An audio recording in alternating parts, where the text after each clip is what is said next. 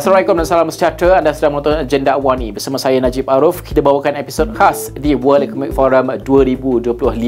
Dan di sini kerap kali saya sebutkan dalam pelbagai program di Astro AWANI, banyak topik yang kita bincangkan dan juga isu yang mendesak yang memerlukan perhatian dunia. Pada episod pada kali ini, kita ingin melihat sektor pendidikan. Kerana apa? Sebelum berlangsungnya Forum Ekonomi Dunia pada kali ini, beberapa laporan dikeluarkan. Antaranya adalah Future Jobs Report. Laporan pekerjaan masa hadapan yang dikeluarkan oleh World Economic Forum sendiri, yang ada beberapa dapatan dalam tersebut. Laporan tersebut dia amat signifikan dan juga penting untuk kita rungkaikan.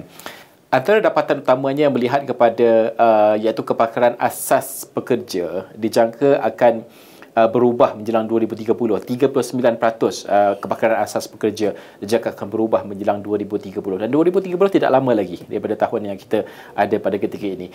Namun ada juga beberapa perkara yang digariskan dalam laporan tersebut. Antaranya apakah jenis-jenis kepakaran yang kita perlu lengkapkan diri kita. Kalau anda penonton pada ketika ini, anda perlu ada beberapa kepakaran seperti analytical thinking sebagai contoh.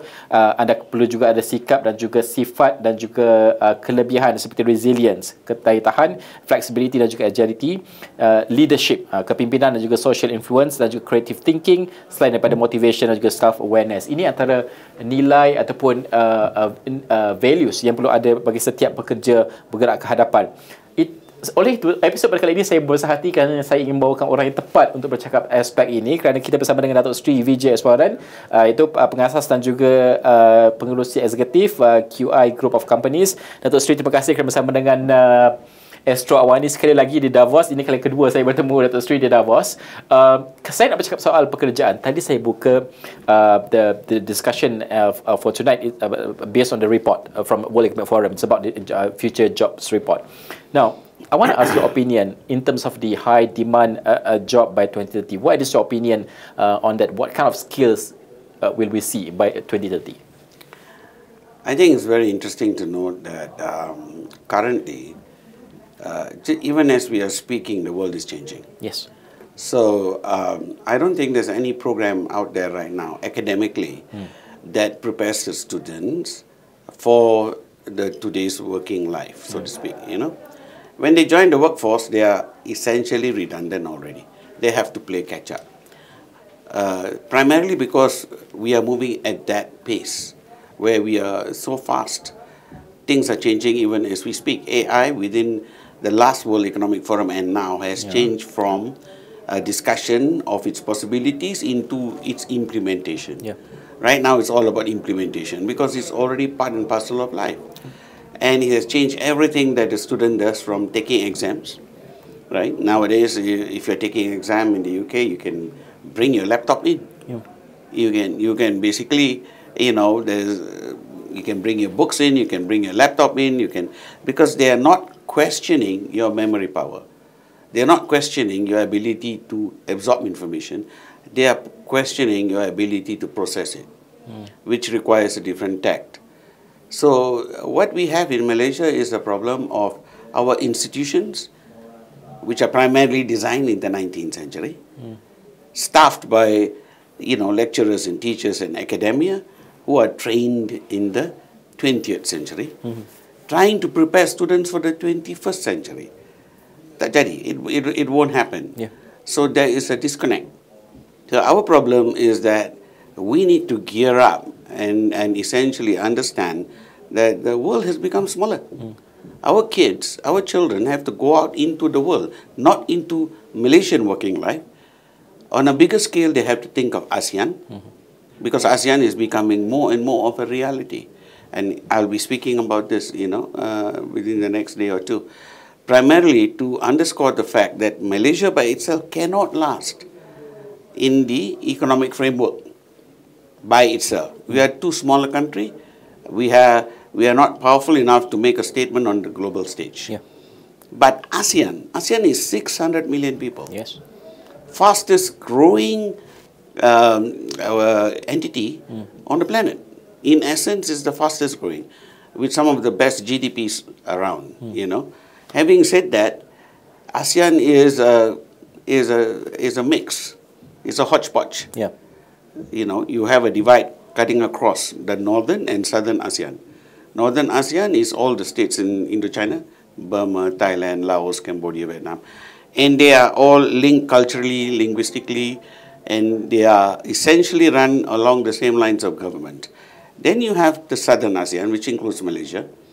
And from there you have Indonesia, Malaysia, Brunei, Singapore, which are all linked by language, Malay, and the Philippines, which is also very much, linked by language as well. There are many connotations to that effect.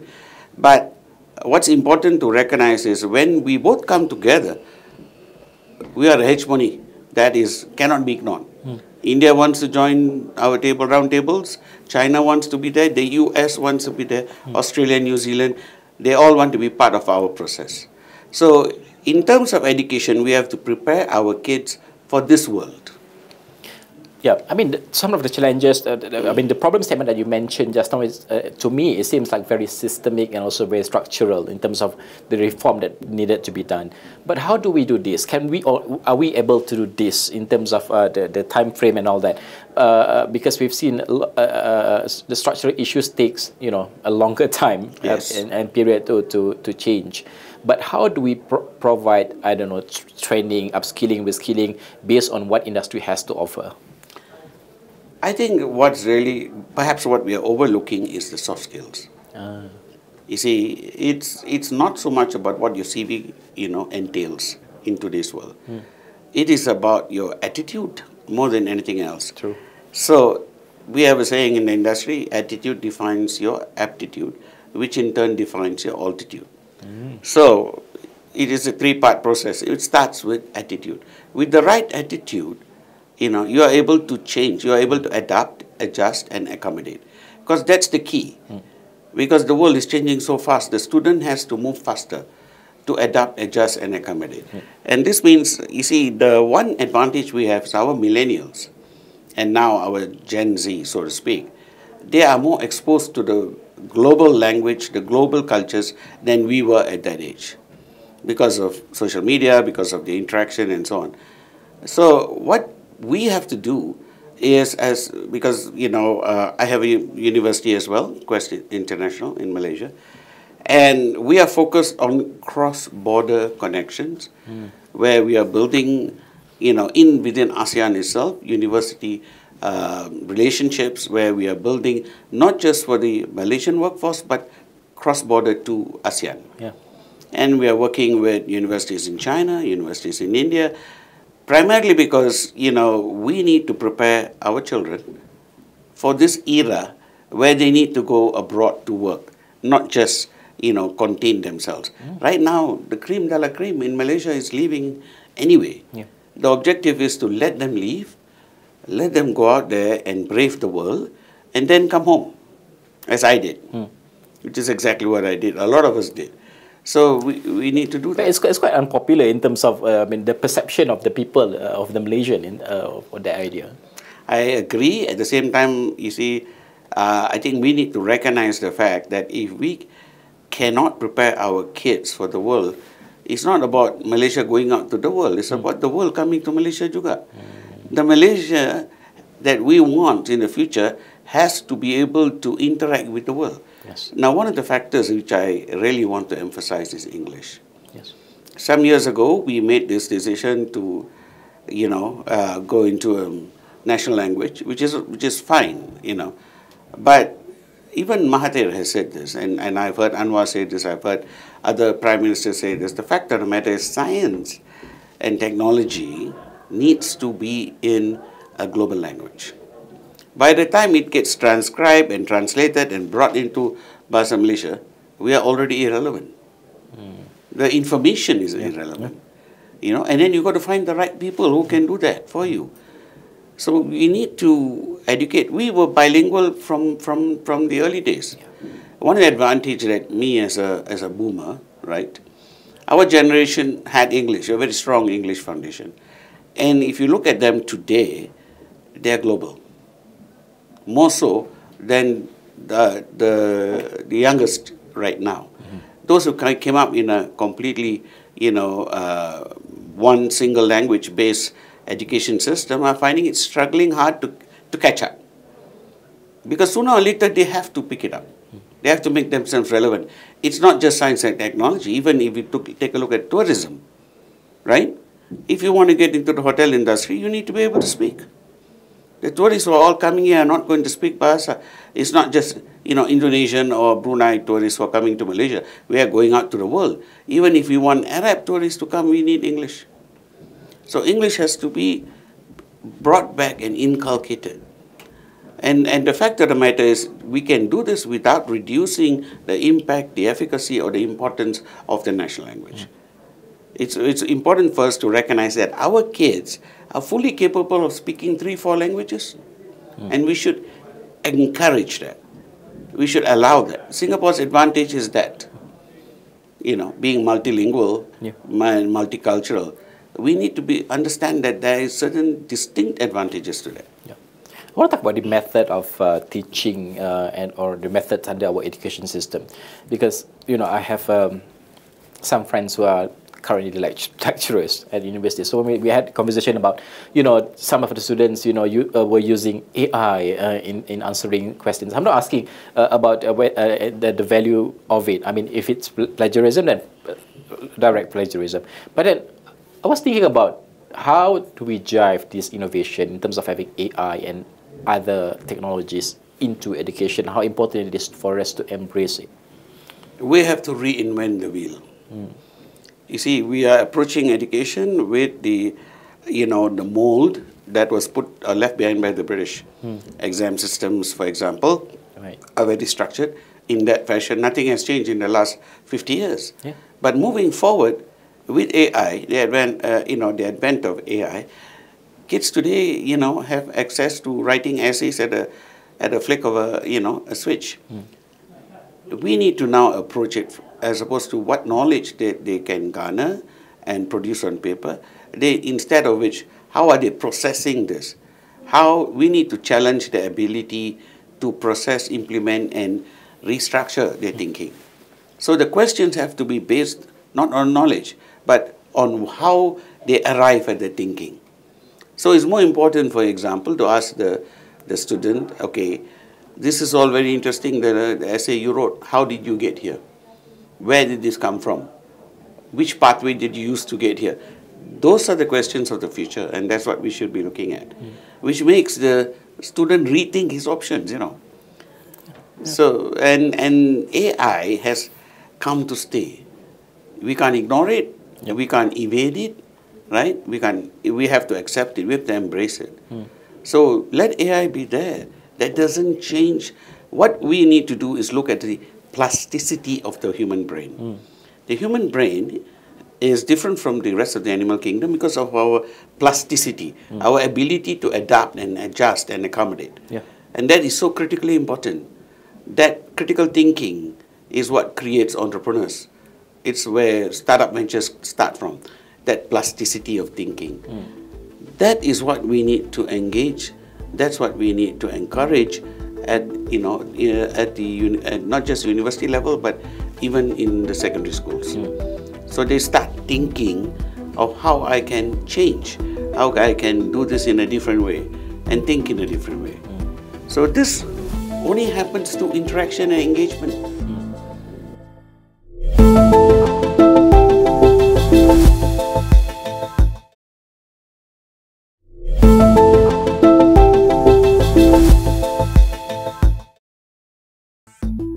I want to talk about the teacher's side, because this is very important. Because I remember back in the day when I was in secondary school, the first time we implement the PPSMI, it's a huge topic at the time. I was the last batch of using a bahasa for English and math. But it's very crucial, because at that time I still remember that all the teachers need to learn English at the time to teach math and also science in English.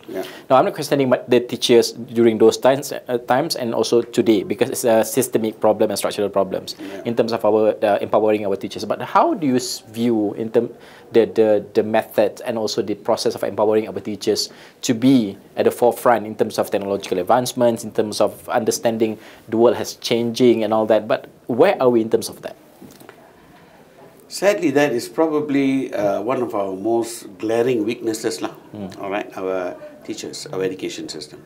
We are not spending enough money. We are not spending enough time into developing a higher standard or grade of teachers now. And getting them to just learn English it is not enough. You see, they need to understand they are at this point in time in transition.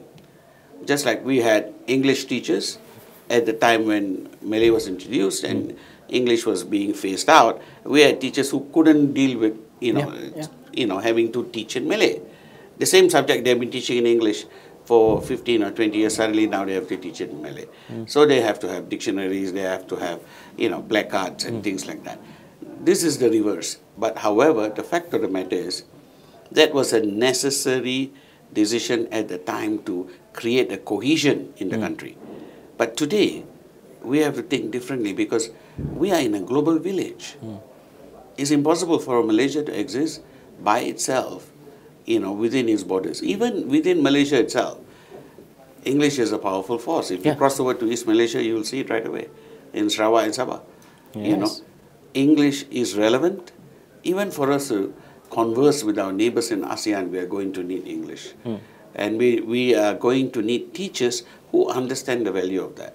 So, okay, there's no easy fix for this. They are not going to be able to solve this in a day. But given the fact that they want this change and they see the value of it, then we are on the right path already in bringing this about. After all, English is also the lingua franca for ASEAN. Yeah. Because remember, during those times, PPSMI, we were having this debate about that. But I think one of the fact was made by my teacher. She said that it is not about learning English or understanding English. It's about understanding the math and science in that particular subject language. Which is English at that time.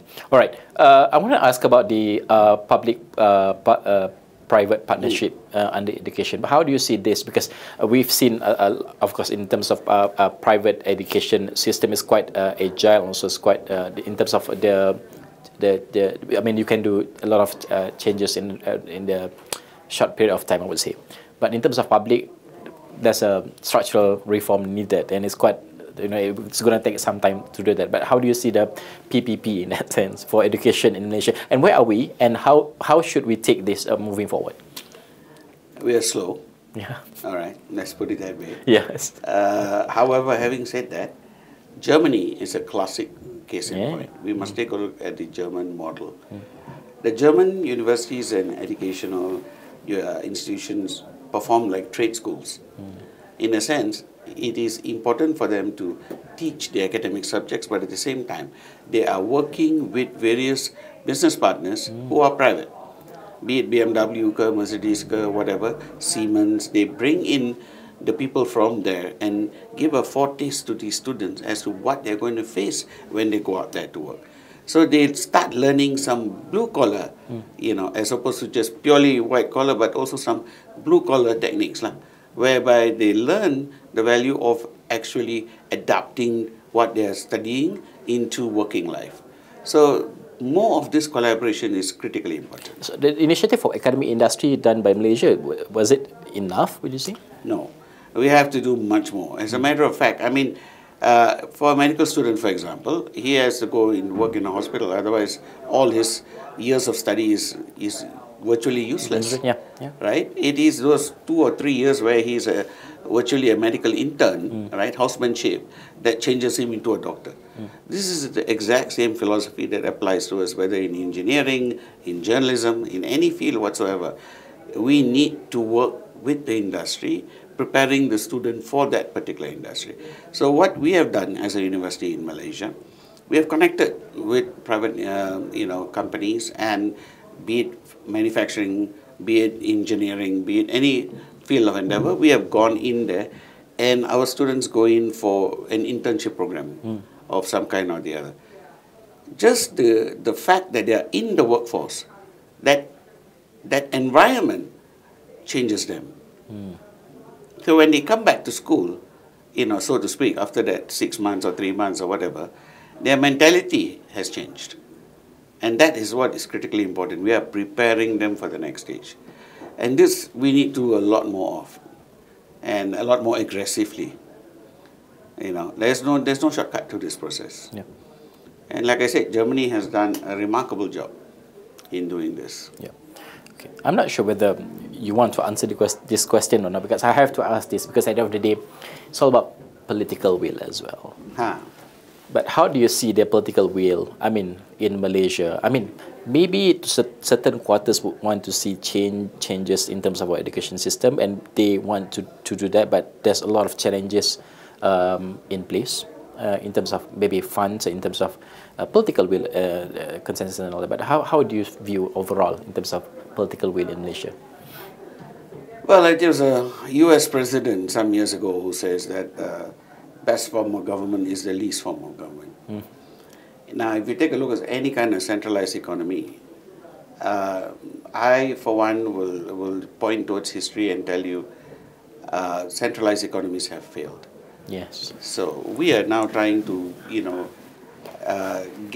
because of the lack of political will, or maybe too much of politics, right, in the will. Yes.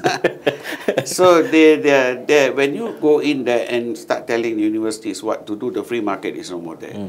Hence, it's not supply and demand that decides. It's government, regulations and rules. Now, and of course, they feed into the politics of the nation, so to speak.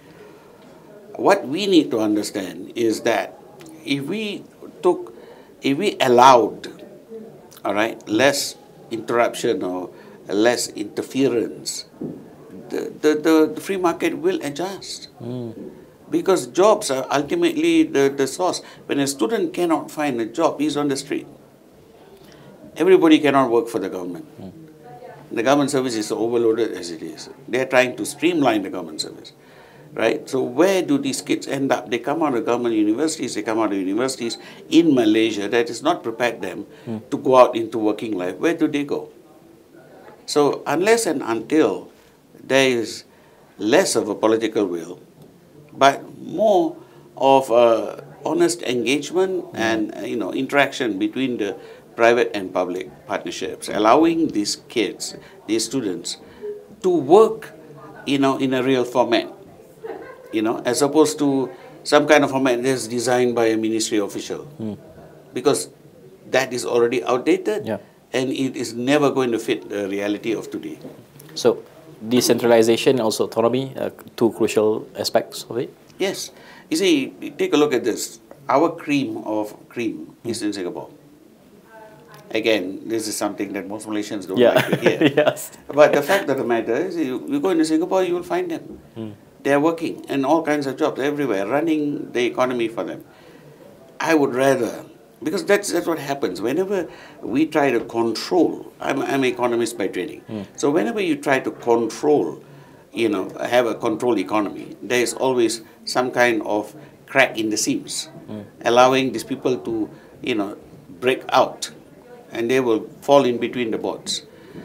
That's what's happening. So as opposed to our kids going abroad to work, the only way we can actually glean the best out of them is to create an environment whereby they actually start getting practical experience with the workforce. They have a job waiting for them when they come out. Ideally, that should be it. Yeah. And in order for that to work, there has to be a lot more, less politics and more public-private engagement. Yeah, engagement. All right. Dr. Sri, thank you so much for joining us on AWANI. Really appreciate it, and I learned a lot, and certainly I'm pretty sure our audience learned a lot as well. The reality and also the solutions in place. There's going to be a lot of challenges ahead. Thank you so much, Dato' Sri Vijayaswaran. Episod kali ini menggambarkan pendidikan itu, ialah, ini bukan isu yang baru kita bincang. Sudah lama kita bincangkan di Malaysia ini. Tapi di World Economic Forum juga dibincangkan soal ini. Kerana AI, kecerdasan buatan itu adalah tema yang diangkat. Tapi dalam aspek apa? Pendidikan sangat penting sekali, kerana sebelum ini orang mengatakan kena ada guardrails dan sebagainya. Tapi kali ini macam mana kita nak embrace semua perubahan-perubahan ini untuk kita pastikan kita lengkapkan anak-anak kita, diri kita sendiri untuk lifelong learning dan sebagainya, untuk berdepan dengan cabaran lebih besar masa depan. Sekian saja Jendawani untuk jam ini. Saya Najib Arif. Assalamualaikum. Salam hormat.